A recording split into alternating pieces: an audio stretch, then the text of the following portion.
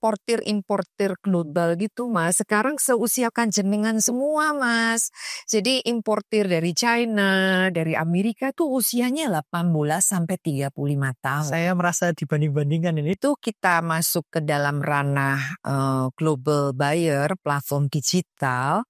Yang terjadi adalah kita lawannya algoritma Mas. Kalau sudah ngelawan algoritma, yang ada itu adalah konsistensi. Oh iya. Ya kan? Nah, nggak bisa Mas dilakukan oleh UKM.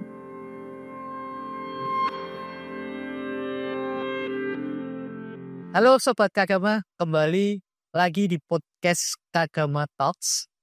Dan pada kesempatan kali ini, podcast kali ini akan kita bahas lebih detail tapi sersan, serius tapi santai. Alhamdulillah kita kedatangan tamu yang sangat spesial. Beliau adalah alumni Visipol UGM. Siapa lagi kalau bukan Mbak Amalia Prabowo. Halo Mbak Hai Amalia.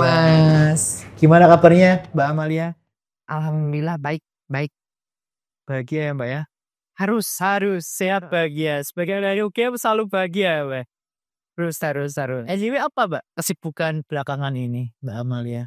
Sibuk buang sih Mas. Pol ya Mbak? Pol pokoknya. Iya, jadi saya Presiden Director dari exporthub.id Ecosystem dan aktif di pengurus pusat Kagama sebagai ketua kemitraan dan baru saja dapat amanah untuk menjadi ketua harian Kavispol Gama, Ikatan Alumni Keluarga Visipol. Sekali perkenalan udah 3 titel langsung ya. Jadi ikut banget di tengah kesibukan yang sangat bejibun gitu ya Mbak ya. Tadi Mbak Amalia sempat menyampaikan aktif di Kagama sebagai kepala bidang kemitraan, kemudian alhamdulillah baru kemarin kepilih sebagai ketua harian di Kavispol Gama. Ya. Apa kita flashback ketika Mbak Amalia kuliah ya? Apa pengalaman menarik, kemudian value yang paling utama ketika Mbak Amalia masih menjadi mahasiswa UGM yang sampai sekarang masih Mbak Amalia pegang deh dalam kehidupan sehari-hari? Apa ya? Jadi masa yang paling saya suka itu sebenarnya dari mulai SD, SMP, SMA, mahasiswa ya jadi mahasiswa UGM. Bukan berarti saya mempromosikan UGM, tapi di UGM itu pada saat itu saya belajar untuk kerakyatan. Udah bener-bener kayak titanya UGM ya Mbak? Saya kerakyatan karena ya kan saya dari keluarga yang ya di daerah saya waktu itu cukup bisa dibilang crazy rich gitulah ya hukumnya. Jadi saya beruntung bisa masuk di UGM, PMDK pada zaman itu loh. Prestisius banget sih Mbak itu. Banyak orang yang mengatakan kita punya keunikan sebagai alumni UGM itu rendah hati ya. Stay on the ground, kemudian tidak merasa gumedi kalau dalam bahasa Jawa ya. Dia masih punya kerendahan hati. Dan itu sampai sekarang masih Mbak Amalia pegang ya? Iya. Alumni aja udah pakai kata keluarga. Kan nggak ada coba alumni mana pakai ini keluarga. Ini Mbak Amalia menantang nih. menantang alumni lain. Tapi yang benar kita keluarga sendiri. Yang lain kebanyakan ikatan. Iya. Kalau kita itu lebih dari kata. Keluarga ya Mbak ya. Guyupnya itu luar biasa. Larmi Gunani. Iya, betul. Dan tadi sempat Mbak Amalia singgung ya teman-teman. Mbak Amalia aktif sebagai pengusaha yang sangat saya bacanya tidak hanya sekadar entrepreneurship tapi sociopreneurship. Mbak Amalia selain berperan sebagai seorang pengusaha tapi juga dia fokus kepada pengembangan masyarakat. Ya. Dengan apa tadi Mbak Amalia sampaikan sebagai presiden direktur di exporthub.id Ecosystem. Apa sih Mbak itu sebenarnya? Jelasinnya sih harus 3 hari lebih kali ya. Udah kita bikin 5 part ini. 5 part ya. Jadi sebetulnya dimulai cukup lama ya Mas. Jadi mulai tahun 2018. 2018 ya? Ya, jadi 2018 kami mulai bekerja sama dengan Alibaba.com pada saat itu. Tugasnya cuma satu sebenarnya. Mencari supplier-supplier Indonesia yang sudah cukup mapan dari 3K, kualitas, kuantitas, dan kontinuitas untuk melakukan ekspor.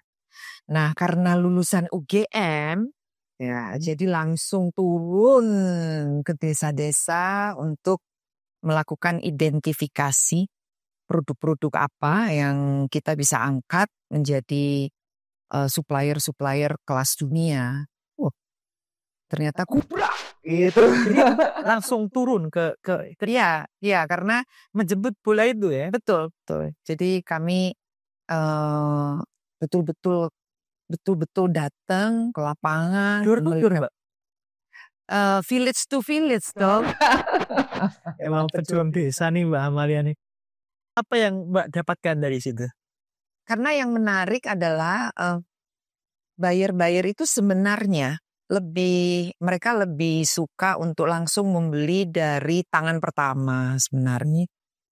Kemudian buyer-buyer internasional itu suka sekali dengan storytelling behind the production gitu loh Mas. Jadi kalau misalnya dibikin di desa yang seperti A, dibikin oleh wanita-wanita desa seperti itu, cerita-cerita itu sangat menarik. Jadi selain kami mencari produk, jadi kami juga mencari storytellingnya. Gitu. Jadi ada nilai tambah ya, value added ketika produk yang coba Mbak Amalia ekspor itu berasal dari teman-teman yang berada di pedesaan, from lokal to global lah ya Mbak. Iya. Tapi indah di kata-kata penuh darah dan tangis. Yep. Emang seperti apa Mbak sebenarnya ya behind the scene-nya? Apa tantangan yang Mbak hadapi? Kemudian tantangannya dulu deh. Kira-kira Pada intinya begini. Jadi setelah kami menjalankan mulai tahun 2018 bahwa membawa produk Indonesia untuk go global atau ekspor itu memerlukan sebuah ekosistem yang sangat komprehensif, Mas. Itu yang dilakukan pemerintah sudah sangat luar biasa dan sangat banyak gitu, dan sangat komprehensif. Cuman tidak ada orkestratornya. orkestrator. Nah, yang dibutuhkan saat ini produk-produk Indonesia itu bisa mendunia dengan sangat kuat, itu harus ada orkestratornya. Karena untuk memberangkatkan produk itu ke global itu faktornya banyak. Yang pertama SDM. Yang kedua adalah akses hilirisasinya gitu. Kemudian pembiayaan, kemudian regulasi. Complicated banget Mas. Sangat complicated dan pemerintah sudah melakukan banyak, hanya saja menurut kami ini desinisinya nih Mas. Menjadikan perusahaan yang dipimpin oleh Mbak Amalia sebagai pakar disertasi ya, bahwa sambil menyelam minum air itu. betul. Jadi di satu sisi ada pemberdayaan yang sangat komprehensif, sangat banyak, sangat luar biasa. Dan pemberdayaan itu dilakukan oleh pemerintah, oleh NGO, banyak sekali. Tetapi seringkali pemberdayaan ini putus di tengah. Karena tidak ada yang mengolah di bagian hilir ya. hilirnya. Off-takernya nggak ada. Gitu. Sehingga bolong nih Mas. Itu. Nah, di Ekspor Hub itu kami lakukan semua. Dari 2N ya teman-teman. Sangat. Kalau kata anak gue sekarang gokil Pak. Gokil. Ngetem. Iya, dan semuanya usianya bukan semua anak-anak Eko. Dan kami basisnya digital Mas. Oh, digitalisasi. Betul. Jadi kenapa basisnya digital? Karena kami tidak menyalahkan pameran, masih tetap pameran go global dengan pameran offline itu tetap penting gitu. Namun kan frekuensinya tidak bisa sering ya. Sekarang sih nggak bisa banyak sih. Betul. Highly cost ya, costly banget. Betul. Dan importir global gitu Mas. Sekarang seusia kanjenengan semua Mas. Jadi importir dari China, dari Amerika tuh usianya 18 sampai 35 tahun. Saya merasa dibanding-bandingkan ini. Jadi kalau kita pergi ke Tiongkok, itu yang ditanya adalah bukan kamu kerja di mana. Kamu sekarang usahanya apa? Itu. Berarti kalau di sana itu cita-cita di PNS itu gak ada ya Mbak ya? Pengusaha semua. Beda kan di kita ya, kadang kita kan dibandingin sama anaknya tetangga ya. Gitu. Ini udah jadi PNS, udah jadi polisi. Betul. Jadi usia buyer internasional itu udah semakin muda, 1834. Jadi channel untuk searching produknya di mana coba Mas usia panjenengan nih? Iya sih Mbak. Digital. Ya, kita digital native. Nah betul, sehingga produk-produk Indonesia itu harus ada di dalam radar buyer tersebut. Nah radar buyer itu di mana? Ya harus ada di semua platform digital global buyer. Itulah kenapa Mbak Amalia di Export Hub digitalisasi. Harus. Nah tambah topik nih Mas, ya tambah topik nih. Begitu kita masuk ke dalam ranah global buyer, platform digital, yang terjadi adalah kita lawannya algoritma Mas. Nah, kalau sudah ngelawan algoritma, yang ada itu adalah konsistensi. Oh iya. Ya kan? Nah, nggak bisa Mas dilakukan oleh UKM. Nggak bisa. Banyak yang protes pasti. Bukan karena UKM-nya tidak mampu, tapi UKM itu adalah Chief Everything Officer. Semuanya CEO. Semuanya. Benar, semuanya. Kabeh digarapi dhewe. Iya. Mulai dari pemasaran, masak, jemput anak, ngurusi finance, gitu ya kan. Akan sulit bagi UKM. Lebih ke sulitnya adalah konsistensinya ya Mbak ya? Konsistensi, kemudian digital literasinya juga berat sekali karena kebanyakan UKM itu kan usianya 11-12 dong sama saya. Ya kan? Sehingga untuk dia bisa dealing dengan algoritma itu berat Mas. Berat sekali. Sebagai contoh ada salah satu platform untuk bisa ada di laman yang paling depan, dia harus punya satu foto produk. Lah UKM Indonesia kan masing-masing paling nggak punya 1, 2, 3 gitu doang. Udah syukur-syukur. Iya. Terus gimana bisa masuk satu toko online paling tidak minimal 100 foto produk. Terus gimana ngisinya? Nah itu diatasi di Export Hub. Oh gitu. Jadi ibarat kata nih ya teman-teman, Export Hub nih jadi ya tadi hub ya buat teman-teman UMKM buat level up ya. Ya, maaf saya potong Mas. Iya Mbak, gimana? Jadi UMKM tuh kami bagi. Jadi ada yang perintis, gitu ya, ada yang perintis, ada yang menengah, siap ekspor tapi belum ekspor, dan yang satu sudah ekspor. Ada klasifikasi. Ada klasifikasi. Jadi ketika pemberdayaan dari pemerintah seringkali dikepiah-uyah kalau istilahnya usaha gitu ya. Jadi semua ya nggak bisa Mas.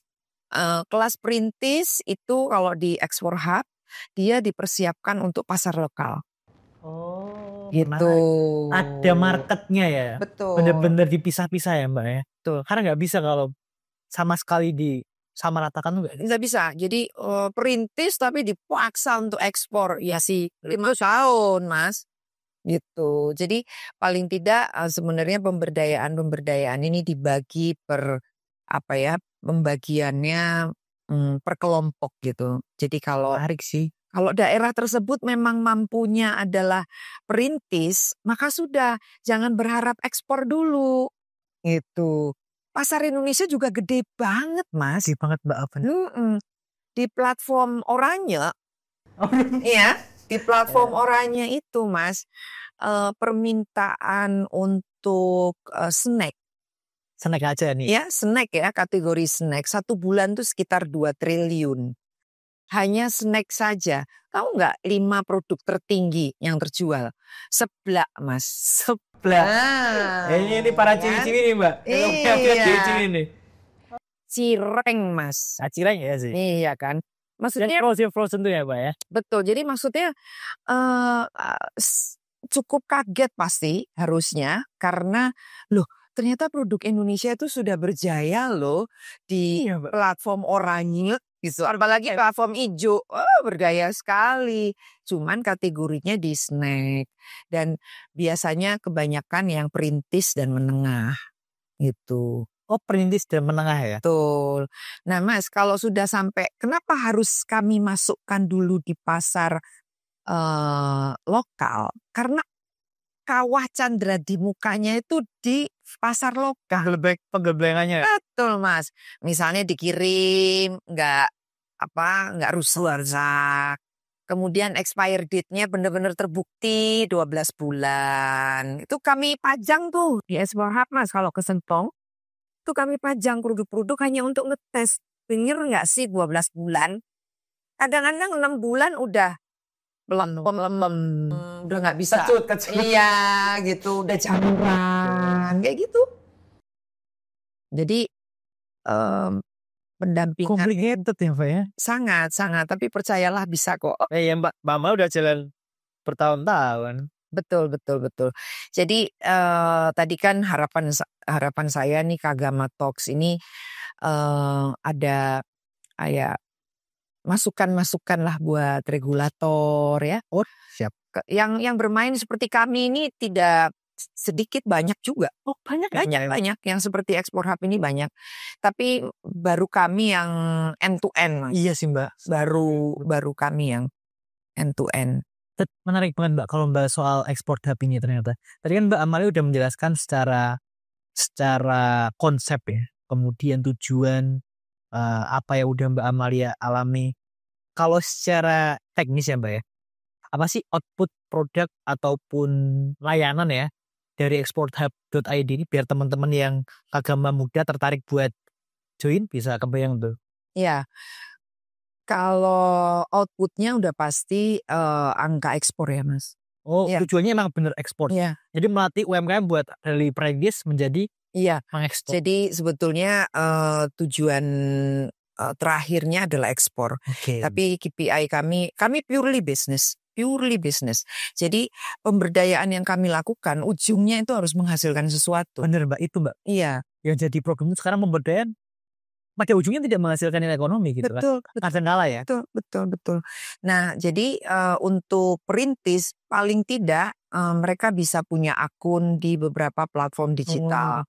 Kemudian akunnya menghasilkan bukan hanya saya punya toko saja, bukan, tapi kami memastikan bahwa toko tersebut ada putarannya, ada GMV ada revenue-nya, gitu, ada pendapatannya. Kayak pusing banget ya. 3 hari ya, berarti 3 hari loh ini ya. Baru deh, udah dari tadi mengeritkan kepala nih.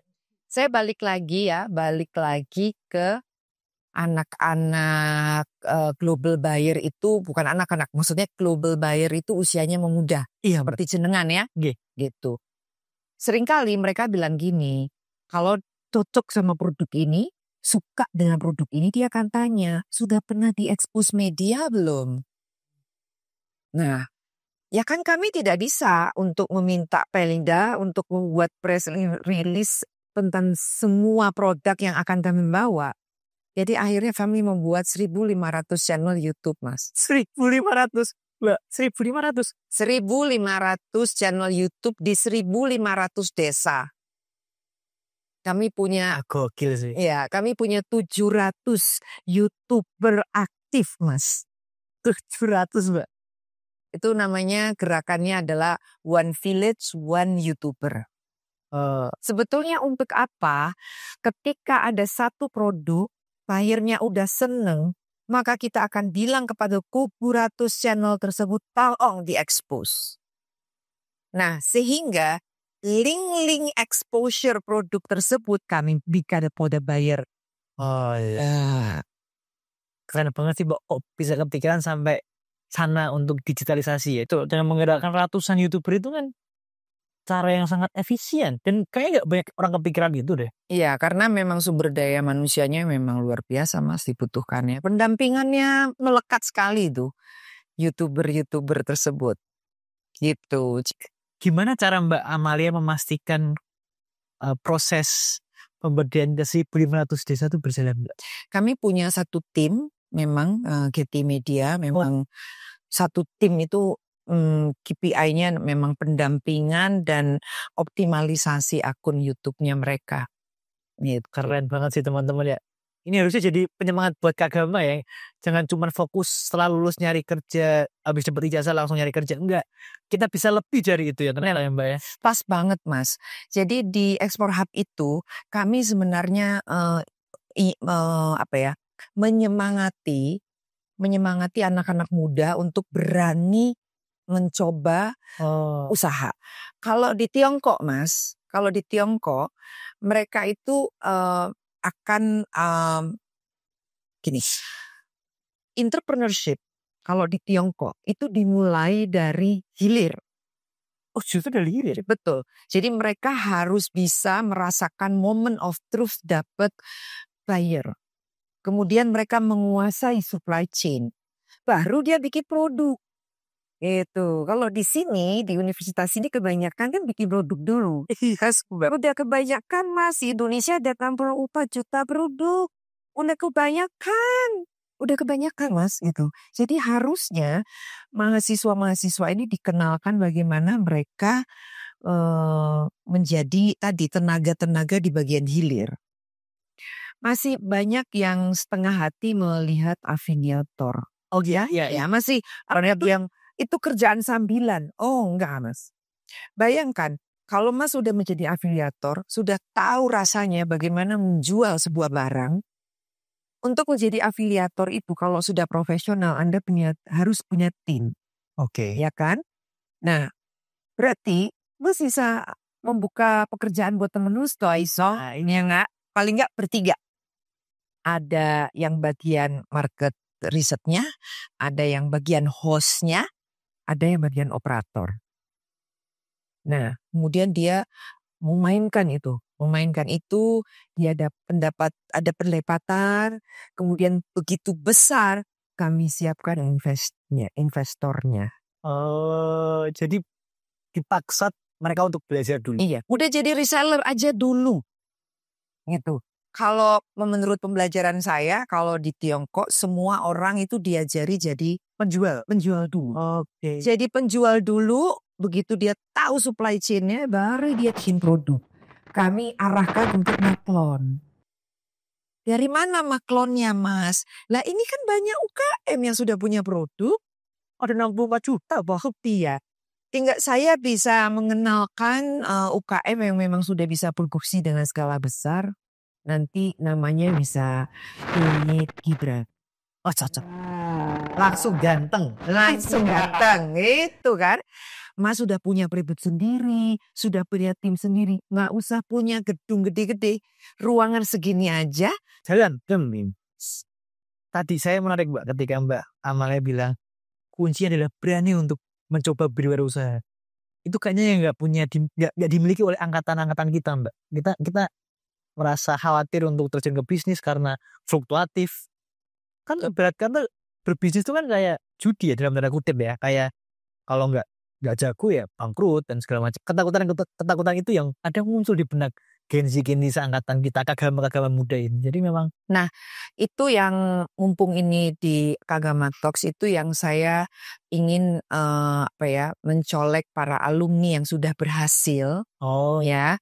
Jadi para alumni jadilah bapak-bapak angkat dari anak-anak muda ini. Perusahaan-perusahaan seperti kami lah yang mendampingi, memastikan bahwa usaha kecil ini, embrio ini gitu, itu akan grow up.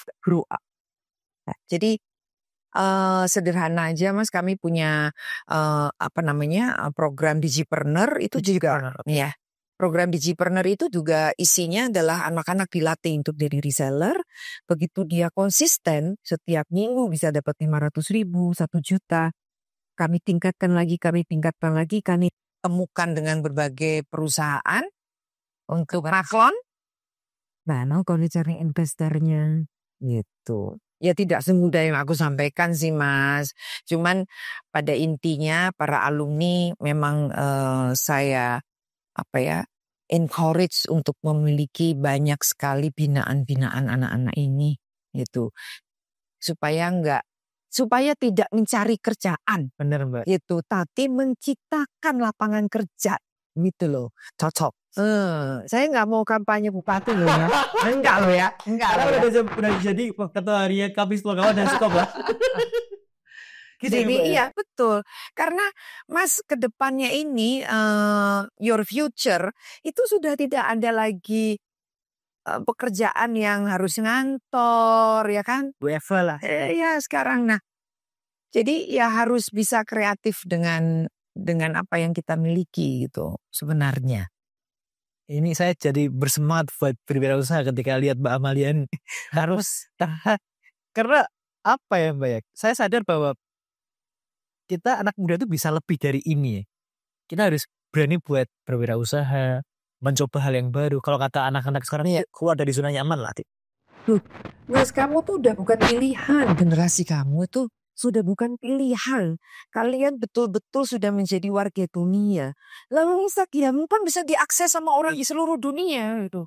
Ya, Instagramnya bahasa Inggris. Oh, dulu wae. Iya, dan isinya jangan di kafe, ngapain, jangan. Isinya harus benar-benar isi yang memang personal branding lah at least ya. Personal branding lah gitu. Karena kamu tuh warga dunia, kamu bisa dapat pekerjaan dari mana? Gitu loh.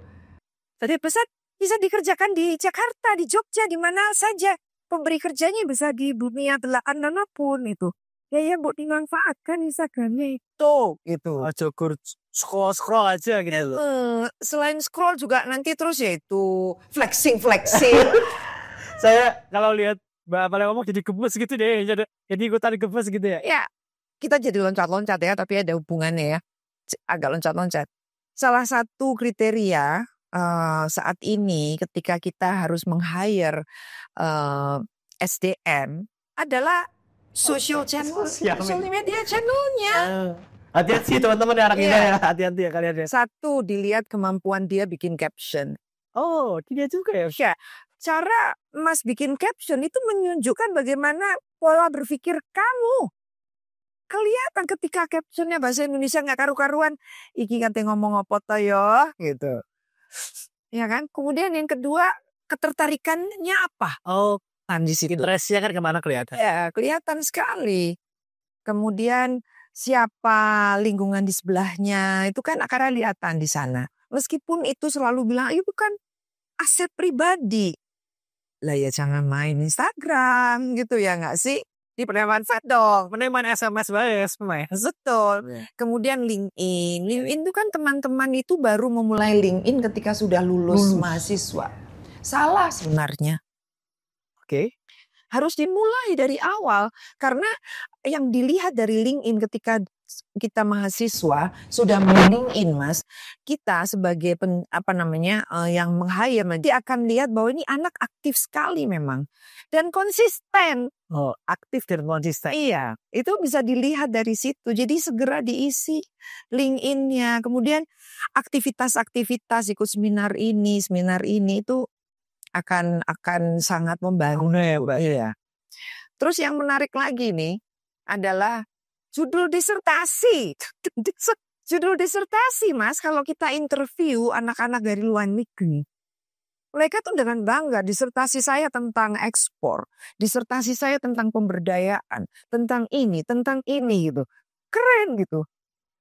Mereka punya pride. Iya, jadi memang disertasinya dia bikin karena memang dia punya concern, ya, punya passion di situ, memang concern di situ. Sehingga kami ketika wawancara kami tahu, oh ini anaknya posisinya adalah divisi strategic planner nih anak ini. Gitu. Terbayang dari tesis atau skripsi yang dia buat. Iya, betul Mas. Jadi itu yang sering kita juga kemana-mana ya.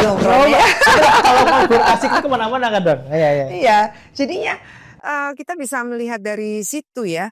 Kemudian keaktifan dia di Twitter, di thread itu juga penting sekali gitu. Jadi sekarang udah tidak masanya lagi bahwa interview itu harus ini ya, Saklek ya, hanya cuman interview aja. interview gini aja, tapi kayak obrolan begini Mas. Kamu lagi tertarik apa? Sekarang lagi baca buku apa? Saya di interview ini bagi teman-teman sekarang nih ya. Menarik Mbak. Iya. Jadi anak muda sekarang tuh perlu untuk sadar bahwa dunia itu nggak sekecil itu ya Mbak. Betul loh. Betul. Kalian tuh paling keren, paling asik gitu loh Mas. Jadi karena ya itu bisa dijangkau borderless-nya, borderless banget gitu. Kita nolong itu lah Mbak. Tapi kalau Mbak ini Mbak ya, karena Mbak Amalia adalah seorang entrepreneur yang fokus ke bidang ekspor ya Mbak ya. Saya jadi tertarik buat bahas soal apa yang sekarang atau yang belakangan ini sering terjadi, yang ramai terjadi ya, soal kenaikan tarif resiprokal dari Amerika. Ketika saya menyampaikan itu, wajah Mbak Mel langsung berubah. Anyway, kenapa sih kita penting buat bahas ini ya teman-teman? Karena salah satu target pasar ekspor kita terbesar nomor 2 itu Amerika. 10%. Ya. Dan menariknya teman-teman, sebanyak 90% itu kebanyakan sandal sama pakaian, busana yang kita ekspor ke sana. Nomor 1 Cina ya 25%. Gimana? Alas kaki, busana gitu kan ke Amerika. Terus gimana Mbak? Apa yang Mbak Amalia hadapi kemudian? Berat. Strategi apa yang Mbak Amalia coba untuk lakukan untuk menangkal itulah? Iya. Berat kalau di berat sekali, dampaknya sangat luar biasa Mas. Banyak semua sektor terpengaruh gitu ya, karena harga jual jadi tidak kompetitif ya. Pasti udah dibahas banyak lah di podcast banyak banget sudah dibahas. Nah tapi karena saya itu sales, saya ini sales forever gitu ya. Die hard sales still die. Sales still die gitu ya.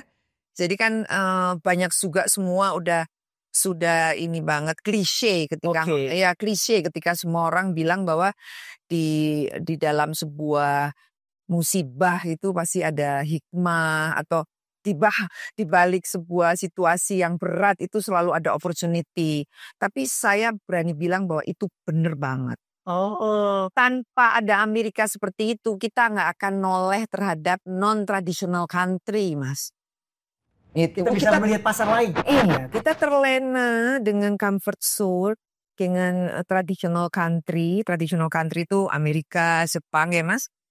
Kita lupa bahwa ada potensi yang sangat besar di non-traditional country gitu. Asia Tengah, Afrika gitu. Ya memang kalau harus harus meninggalkan comfort zone, harus memulai sesuatu yang baru ya. Mengidentifikasi pasar Afrika itu seperti apa gitu. Ya namanya juga usaha. Kan saya pakai filosofi saya itu ikan hiu Mas. Cakep. Ya. Kira-kira pantun. Filosofi saya tuh ikan hiu. Ikan hiu itu tidak akan bisa hidup lama kalau dia diam. Dia harus bergerak terus. Karena oksigennya dari situ ya. Dia harus bergerak terus. Gitu. Nah sebagai pengusaha kalau kita nggak bergerak terus ya mati Mas. Kalau kelelep terus piye USTM di belakang kita. Iya nggak sih gitu. Kita harus bergerak. Harus bergerak. Jadi pasar domestik harus dilihat. Itu gede banget. Pasar domestik harus dilihat. Teman-teman zaman milenial, mereka ada sebuah gerakan yang sangat luar biasa untuk gerakan-gerakan keren kalau pakai produk lokal, Cina lokal. Iya, itu banyak kan. Ada banyak Erigo, produk-produk yang produk-produk lokal yang sangat luar biasa yang teman-teman bangga makainya. Handy lagi Mbak. Iya, itu harus digenjot sekarang. Itu tolak produk-produk luar, tolak. Gitu ya, paham. Harus pakai produk lokal gitu. Ya tadi saya dengan bangga bilang Cireng tuh menguasai platform oranye 2 triliun. Iya. 2 triliun. Mari kita galakan lagi. Pasar lokal tuh gede banget. Gitu. Kemudian harus ada kebijakan-kebijakan dari pemerintah ya Mas ya. Kebijakan-kebijakan pemerintah sudah banyak memberikan itu, tapi harus lebih digenjot lagi. Yaitu diplomasi ekonominya gitu di negara-negara non-tradisional ini Mas. Gitu. Harus jadi sales juga ya para diplomat ya. Mas Tiongkok itu ya jadi sales di Bonoria Mas. Jadi di kantor kami itu tamu-tamu yang datang itu di Bota, di Bermur, ini jadi salesnya. Gitu. Emang kita tuh kurang sales ya Mbak ya. Kayaknya ya. Semangat untuk berdagang itu nggak ada kayaknya ya. Belum ada lah ya. Belum sebergairah Cina ya kayaknya. Iya, itu mungkin karena batang ditanam aja udah tumbuh. Iya sih. Kan kita negara paling bahagia dong kata Harvard. Benar sih. Jadi ya ketika didesak itu kan kita akan keluar semua potensinya. Termasuk mencari pasar baru. Betul. Jadi untuk orang-orang yang sangat positif, yang betul-betul melihat ini potensi yang baru, Afrika Selatan Afrika Selatan termasuk semi tradisional, tapi Afrika itu sangat luar biasa. Dan jangan salah Kenya itu duta besarnya orang UGM loh. Saya baru tahu. Harusnya nonton podcast ini. Iya, itu potensi yang sangat besar. Kemudian Uzbekistan juga dubesnya dari kita, dari UGM. Ya. Itu tempat-tempat yang harus dioptimalkan kerjasama bilateralnya Mas. Itu potensi yang sangat luar biasa gitu. Kemudian diversifikasi produk. Ya. Turunan produk turunannya ya. Turunan produknya akan seperti apa. Kemudian tadi diplomasi ekonominya harus sangat luar biasa gitu. Diplomasi ekonomi ya teman-teman ya. Betul, benar. Jadi itu tadi orkestrasi. Jadi kita tuh perlu, kan selama ini semua kementerian tuh kerja gitu ya. Tapi samanya nggak ada, kerja sama. Itu kurang gitu. Apalagi di alumni kita kan banyak ya Mbak ya di pemerintah. Semoga mendengar ini ya, bahwa kita tuh kalau kerja udah banyak lah ya. Kita udah banyak kerja lah. Kita perlu kerja sama. Betul. Orkestrasi itu orkestrat gitu kan harus ada orkestrator. Kalau misalnya ekspor yang minyak dan sebagainya itu sudah ada lah. Iya. Kita bicara yang UKM kan ini ya, menengah ya. Kita fokus di menengah IKM lah, industri kecil menengah ya. Itu diperlukan lembaganya atau tokohnya yang menjadi orkestrator utama yang mengorkestrasikan semuanya. Jadi seperti kita akan ekspor sebuah agriculture aja Mas, harus ke Kementerian Pertanian, harus Kementerian Perdagangan, kuotanya di Kementerian Industri gitu kan. Memang sudah ada kebijakan satu pintu misalnya. Nah itu tetap harus ada orkestratornya. Nah orkestratornya sopo gitu. Menarik sih Mbak. Di satu sisi jadi tahu betapa sulitnya untuk ekspor, untuk mengembangkan UMKM, tapi di satu sisi saya jadi bersemangat juga Mbak buat berwirausaha karena ternyata bisa kok. Mbak Nalia bisa kok, teman-teman juga bisa kok. Jadi harus berani memulai. Iya, kuncinya. Nah, kemudian satu lagi juga UKM itu sebetulnya tidak hanya produk-produk jadi ya Mas, digital juga kan. UMKM produk digital juga bisa dibilang UKM, namanya juga usaha kan, gitu loh. Jadi harusnya saat ini adalah waktunya untuk menggenjot produk-produk digital gitu. Teman-teman kita di Malang yang ahli-ahli animasi itu kan kerennya luar biasa. Gitu. Film-film pendek film-film pendek dari Probalingga itu kan luar biasa Mas. Itu kan produk yang bisa diekspor Mas gitu loh. Jadi kita nggak melihat itu sebagai produk ekspor ya Mbak ya. Iya. Kekurangan kita tuh itu ya, kita nggak menyadari apa yang kita punya gitu loh. Betul, bayangin sekarang kalau misalnya Mas, ya saya tahu ini nggak mudah ya.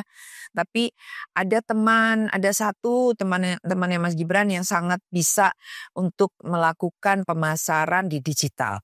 Ada satu yang bisa bikin produk-produk digital, animasi segala macam dan sebagainya. Udah nih digabungin. Ada satu yang bisa finance-nya. Jadi kan ya nggak mudah Mas untuk bicara tentang transaksi di luar ya. Ketiga ini aja bikin, nggak perlu modal kok. Iya kan? Sama-sama dibanyakin inkubasi. Sudah banyak inkubasi tapi menurut saya kurang masif. Kurang Gitu. Satu, perlu dibuat masif. Yang kedua adalah sustainability-nya kurang. Jadi dalam arti begini. Ketika sudah ada produk-produk yang banyak, produk-produk digital yang banyak, lagi-lagi belum ada atau belum dalam jumlah yang banyak, pihak-pihak yang seperti kami sebagai agregator kreator. Nah, itu. melting hub lah ya, melting pot ya. Sebagai agregatornya tuh kurang sebenarnya. Saya selalu membuka diri untuk marilah sebanyak-banyaknya bapak-bapak regulator untuk datang ke tempat kami. Ya. Kami sangat siap untuk diduplikasi gitu. Jadi karena SOP segala macamnya udah siap. Tinggal menduplikasi. Karena ekosistem itu yang harus ada di setiap daerah yang mempunyai potensi ekspor. Nah itu ya, mumpung banyak alumni yang di sana juga kan, jadi perlu buat, karena ini ibarat kata udah ada pilot project-nya tuh. Iya. Amalia dan exporthub.id itu udah semacam pilot project yang bisa dijadikan percontohan. Iya. Dan Betul. diduplikasi di banyak tempat gitu. Apalagi benar tadi kata Mbak Amalia bahwa pasar kita tuh sebenarnya pasar domestik. Kemarin saya sempat baca salah satu jurnal tuh mengatakan ternyata hampir 80% produk manufaktur kita Mbak, itu yang mengkonsumsi siapa? Lokal. 20%-nya baru diekspor. Jadi memang ya back to lokal. Harus tuh Mas. Kita udah harus mulai seperti zaman yang kemarin itu ya. Ada yang produk lokal tuh sangat luar biasa. Benar biasa gitu. Kita rindu masa-masa itu. Ya. Karena hanya dengan begitu kita bisa survive. Menurut saya. Ini udah mulai masuk ke penghujung acara Mbak. Sebagai seorang alumni UGM, nanti kita udah ngobrol banyak hal soal pemberdayaan masyarakat, soal pengembangan UMKM, ngalor ngidul lah ya, dan potensi-potensi bisnis buat teman-teman Kagama gitu. Apa yang perlu diperbaiki baik dari UGM atau Kagama atau mungkin teman-teman mahasiswa yang sekarang berkuliah, dari Mbak Amalia, apa yang perlu diperbaiki? Sebenarnya kalau diperbaiki itu kan pasti ada yang salah terus diperbaiki. Ya, saya nggak suka pakai kata itu. Oke. Enrich itu saya lebih suka gitu ya. Jadi menguatkan gitu. Buat saya UGM itu anak saya di sana Mas. Ya. Anak Jakarta banget Mas, anak saya. Tapi kuliah di Jogja ya. Nah, dia baru kuliah di Jogja. Setelah 1 tahun di Jogja, yang dia sampaikan, saya seneng sekolah di UGM. Kenapa? Anak Jakarta banget tuh ini ya. Kenapa gitu? Jadi manusia. Itu buat saya luar biasa, meaningful. Seorang anak, gimana coba Mas cara didiknya? Ketika anak kita itu terus bisa bilang saya jadi manusia. Gimana coba cara didiknya? Bingung juga Mbak. Susah kan? Susah kan?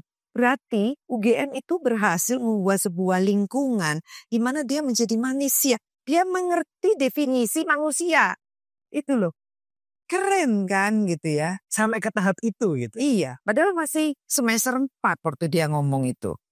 Gitu. Jadi saya bilang ya UGM ini sangat luar biasa gitu ya. Ketika tadi ada istilah kalau di alumni itu kan Nikunani kekerabatannya itu sangat luar biasa. Nah, untuk enrich-nya adalah kesiapan untuk berwirausaha. Gitu loh Mas. baik dari mahasiswa, dari UGM-nya, dari namanya. Betul. Jadi saya sangat tahu banget Mas bahwa universitas itu memang didirikan bukan untuk jadi pengusaha. Iya sih Mbak, memang sih Mbak. Iya, kayaknya lebih ke peneliti gitu ya, akademis banget gitu. Tapi dunia sudah berubah gitu. Dunia udah berubah ya Mbak. Ya, Sayangnya iya, itu. betul. Kan saya ini sering banget Mas diberi kesehatan seperti ini sama Allah tuh saya seneng banget. Kenapa? Karena saya mengalami masa monolog sama masa digital gitu. Jadi saya bisa kasih tahu bahwa dunia tuh keren banget sekarang. Hingga universitasnya juga harus mulai melihat kewirausahaan di semua bidang. Di semua fakultas itu bisa diwirausahakan. Gitu Mas, bisa diwirausahakan sebenarnya. Ilmu digitalisasi ini. Paling sederhana aja Mas. Misalnya kamu lulusan biologi. Jadi konten kreator masalah biologi ya bisa. Bisa juga sih Mbak, serangga-serangga. Nah ya kan? Gitu. Kok apa lagi? Iya. Gitu. Jadi sebenarnya tapi jiwa untuk Iya sih Mbak. jiwanya itu masih aris endang betul loh. PNSRB banget lah pokoknya ya. Gitu. Yang nggak salah, nggak salah gitu. Takutnya dipotong ya. Cuman jiwa untuk aku jadi pengusahanya tuh kurang gitu. Bahkan saya sempat Mbak di tahap mengambil kesimpulannya. Apapun pekerjaan kita itu harus punya semangat berwirausaha Mbak. Nah Mas, ya karena waktunya terbatas nggak apa-apa ntar cepet-cepet. Tapi ini penting banget. Ketika adik-adiknya kita itu nanti udah lulus kerja, yang berjaya di dunia usaha itu sudah bukan lagi perusahaan-perusahaan raksasa yang old school. Udah enggak, tapi perusahaan-perusahaan yang asalnya adalah embrio-embrio entrepreneur gitu Mas, ya kan? Yang ya Gojek misalnya kan dari sebuah wirausaha ya. Iya sih, ya kan? Tentu, ya kan? Jadi maka culture perusahaan itu asalnya cari orang yang punya jiwa wirausaha, bukan mencari SDM yang memiliki jiwa loyal yang old school, kerja 9 to 5 enggak. Karena CEO-nya adalah pengusaha. Mindsetnya berbeda. Berbeda karena pemilik perusahaan-perusahaan besar pada masa kalian lulus itu adalah dulunya adalah pengusaha-pengusaha gitu. Jadi kalau tidak punya jiwa kewirausahaan ya nggak bisa. Coba pertanyaan saya waktu interview adalah ketika kamu kerja bagaimana kamu bisa menutup gaji kamu, apa yang kamu lakukan dalam perusahaan tersebut? Bingung. Ya, coba Mas aku nanya. Dodolan. Cuman itu kayaknya ya. Iya. Cuman itu Mbak kayaknya. Saya harus jadi marketing atau sales dari perusahaan itu juga. Gitu. Karena hampir semua benar semua. Tapi ada tren perusahaan semua SDM-nya ketika bisa menjual pasti ada yang bisa. Ada, iya. Nah, berarti semua orang diminta untuk jadi marketing dan sales dong. Jadi harus punya jiwa perusahaan dong. Gitu. Itu yang universitas harus. Ayo UGM semangat, harus berbenah menjadi kampus wirausaha. Harus itu kayaknya. Harus wajib dan digitalisasi. Dan itu tadi Mas, produk-produk hijau, produk-produk biru itu lagi hot banget gitu. Jadi kepengennya ada semacam brainwash gitu buat brainwash dari mulai masuk bahwa dia ini masuk ke universitas untuk mempersiapkan menjadi wirausaha. Toh gitu Mas. Saya tertegun dari tadi, langsung bersemangat buat dol-dolan nih. Iya Mas, harus dong. Paling nggak memarketingkan dirinya sendiri. Bayangin aja. Kalau misalnya kita di interview kita udah bawa produk. IG saya isinya tentang ini saya tertarik tentang ini. LinkedIn saya isi. Jadi interview tuh gak sampai hari ini Mas. Generasimu kalau interview isinya sama generasiku. Sama. Gitu loh. Ya kan? Harusnya datang udah langsung bilang, oke, saya punya aset digital seperti ini. Udah 2 yang ngomong, dia yang present. Gitu harusnya. Saya malah merasa kalah muda daripada Mbak Amalia nih.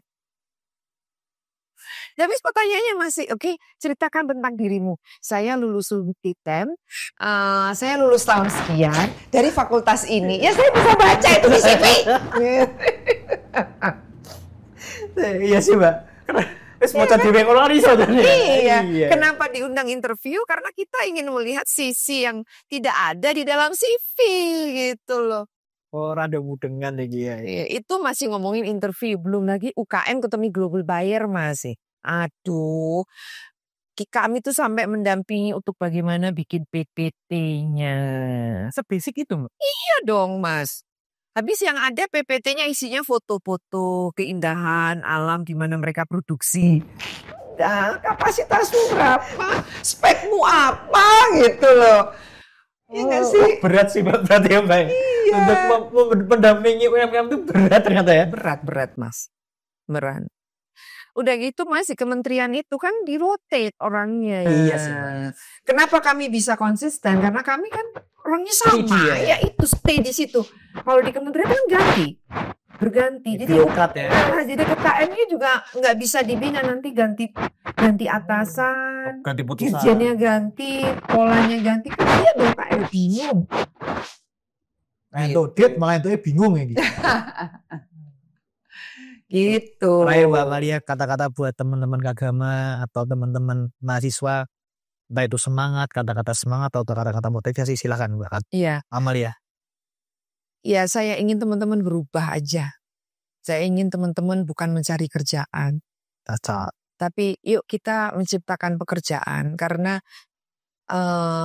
semua infrastruktur yang ada dibuat di dalam kalian hidup ini itu semua bisa diuangkan loh, bisa jadi cuan loh semua gitu. Jadi ayo menumbuhkan jiwa kewirausahaan gitu ya. Dalam arti ini bukan klise, ya bukan klise, tapi semakin depan tuh semakin berat teman-teman. Jadi beranikan diri gitu untuk mencoba untuk membuka pekerjaan buat diri kita sendiri dan dibuat buat teman kita, paling nggak 2 orang atau 3 orang lah gitu. Jangan hanya fokus untuk mencari pekerjaan. Susah teman. Susah mencari pekerjaan. Itu di-bold ya teman-teman ya. Di-bold ya. Susah mencari pekerjaan. Lebih baik membuat pekerjaan. Betul Mas. Betul banget. Terima kasih Mbak Amalia udah memberikan wejangan kalau ibarat makan nih Mbak. Ini isinya daging semua. Sampai jumpa. Terima kasih banget waktunya. Terima kasih. Sampai jumpa teman-teman. Sobat. Sampai jumpa di Kagama Talks di episode berikutnya. Sampai jumpa teman-teman.